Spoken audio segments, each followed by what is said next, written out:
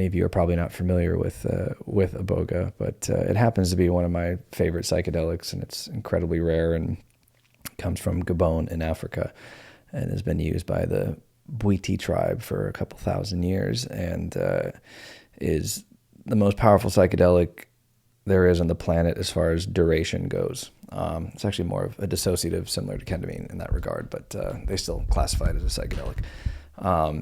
DMT is by far, and 5-MeO are by far, pound for pound, the strongest psychedelics, the strongest compounds, but IBOGA lasts the longest. And my first 2 ceremonies I did years ago, the first lasted 18 hours and the second lasted 3 days. And I had a lot of work that I needed to do personally a couple months ago that was kind of reaching a point. And obviously it was around the time that I dipped off of here and stopped the podcast and all that stuff. And I did a 3-day journey solo. Well, the missus was working pretty much the whole weekend. And normally I prefer this, with a shaman or in nature for something like this. But I didn't have that luxury with not being able to leave the country to get where I needed to go to do this with a shaman. But and I experienced it a number of times and microdosed it for a year. So I'm very familiar with it and a very well-versed psychonaut. So don't recommend this for other people, but for the experienced psychonaut, use your own discernment. But I did a 3-day journey over the weekend, and it was probably one of the most difficult journeys I'd ever done.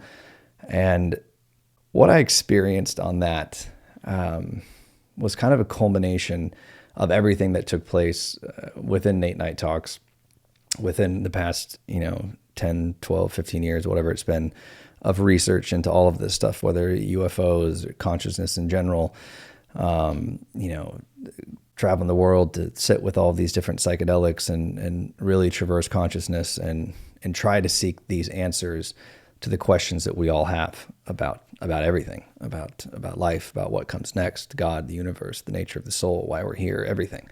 And all of my insight and what I would, enlightenment, if you want to call it that, a lot of it has come from these experiences, as well as, hardships and trials in life. But this one was a culmination of all of this stuff. And because of how much we had done in this room, all of the conversations that we've had for countless hours on consciousness, on life outside this planet, on different dimensions, on the nature of things, on reincarnation, what comes next, the point of all of it, all of this stuff, and entertaining every theory from, simulation theories to, whatever it is. We've covered every single base and dove into these things at exhaustion to a point. And I hit this point where I was so lost in what to even believe anymore, because I've been very firm on what I believe to be real and true about the nature of things after all these experiences. But doing so much research, there kind of comes this point where, and they warn about this in a lot of, religious texts and ancient wisdom teachers around the world, where, knowledge is, to an extent, is not, too much of it can be a bad thing. Some things were just not meant to kind of understand, but I had been fixated on these questions and trying to get to the bottom of them and truly exhausting all options and exploring all answers that exist throughout every religion and science and spirituality and everything else. And it hit this kind of culmination because I had 3 days to kill that I wasn't in nature, and then eventually decided, maybe I should watch a documentary. And obviously the things I watched all had to do with these subjects. And I hit this point where it was this utter despair.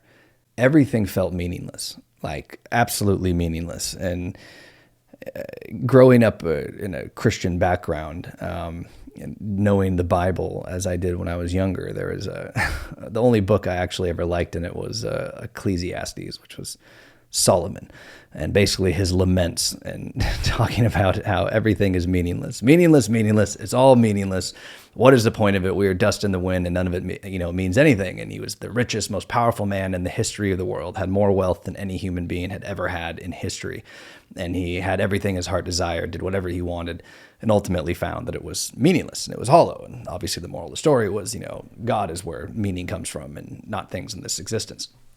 And kind of felt that way, that it was like, I don't even know what, like, this all seems like a cruel joke. It's like everything, this existence and everything going on, like, what is the point? Like, if we have no recollection in this existence of what we did before this, what came before, nor will we know what comes after until, we depart this meat suit we're in and access that infinite intelligence, that God source, that thing that we're ultimately all a part of. But it felt in that moment that it was a culmination of all of this research, all of this thought, this theory, this debate, and this constant search for truth and enlightenment that almost like got to a point that it like paralyzed me with like, what do I even believe anymore? Like, because all of these things could be possibly true to an extent. And it just hit this point of just utter despair that I wouldn't wish upon anybody. Like, that it took 3 days after I finally came down to be able to shake this feeling of just kind of hopelessness. Like, it's just all meaningless. Like, what does any of this even mean? Like, and which is kind of crazy for those of you who know me and know the talks that we have on here and where my views stand on all of this and how I feel about all of that. It's usually very much in a positive slant as far as anyway the reality that we create, because we create our own reality every second of every day, and for better or worse.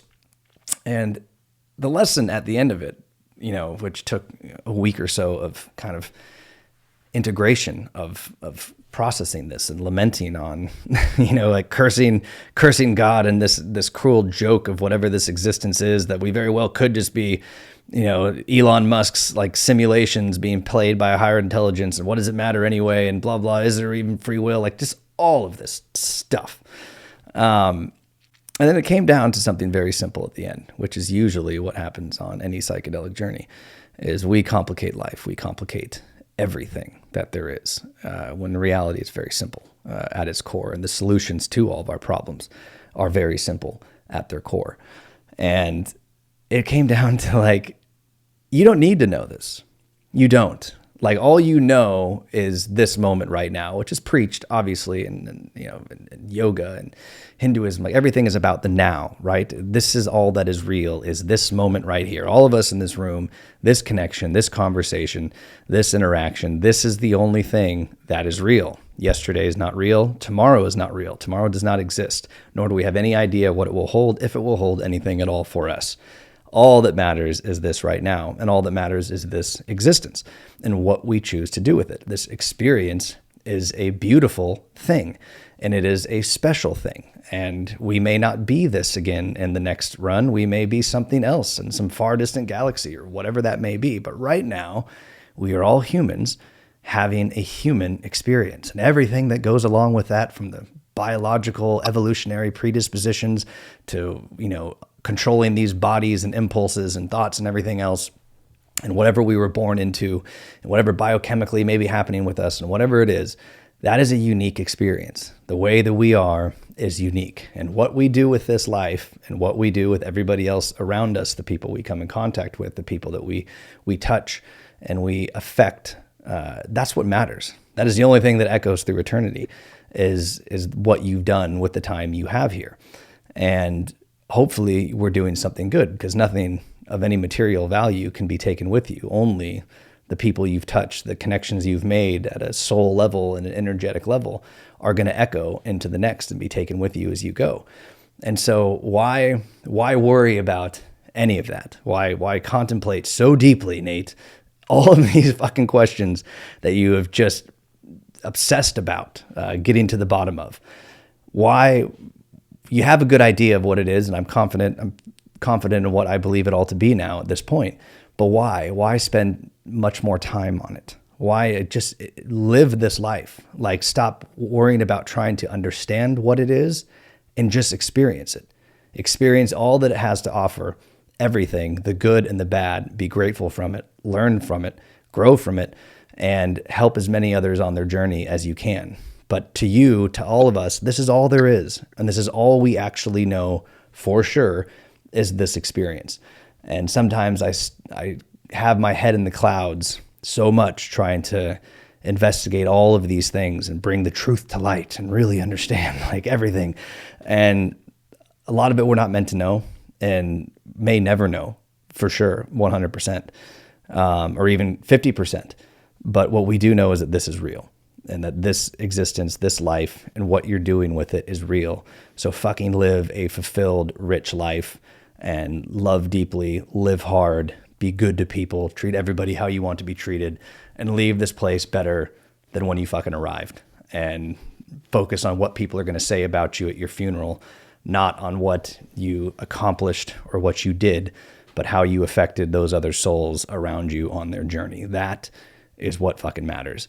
And it took some really deep pits of despair to crawl out of that and find the nugget of truth that I needed to hear, just given the path that I've been on, especially on Clubhouse for the past, year, and how deep, I was already deep into it, but it got exponentially more deep as started these rooms and really took it to a next level, and feeling like I had to go get this information out and do whatever else. And at the same time, it's like it wasn't living life anymore. I mean, COVID obviously was the big part of that.